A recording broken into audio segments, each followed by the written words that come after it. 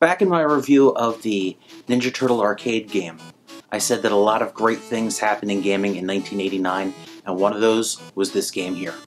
I remember sometime around, I believe it was 1992, I borrowed a bunch of NES games from a friend of mine in school.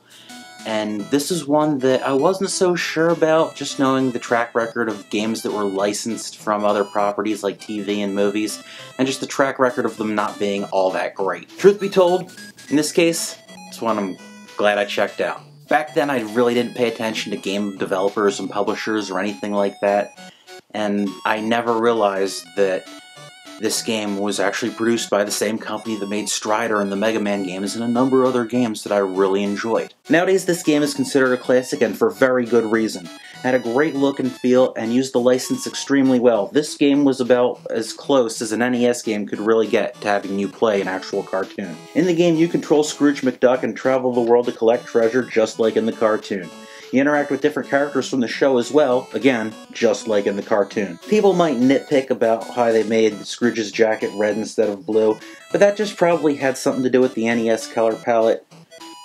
But what you never hear anybody ever complain about is the music. The soundtrack, composed by Hiroshige Tanamura, is spectacular. Game control takes a little bit of getting used to. When Scrooge's pogo attack misses its mark, you'll often find yourself taking damage. Also, some of the platforming can be a little bit perilous if you're not familiar with it or just out of practice with it. Capcom's programmers, artists, and composers were all masters of the craft back then, and seeing that Keiji Inafune, the creator of Mega Man, was on the art team for this game, it's no wonder why the game looks as good as it does. As many of you already know, there's a remastered version of DuckTales released for a number of consoles by Capcom and WayForward in 2013.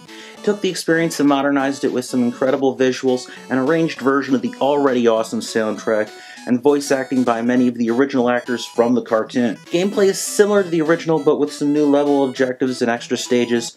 This version's also a lot more forgiving since you can save and have unlimited lives. Not that the original was quite as difficult as some of the other NES games you'll find out there. Whether you're playing the original or the remastered version, I'll guarantee you this, you're gonna have a good time. Hope you've enjoyed this review, thank you for watching, and I'll see you next time. Take care.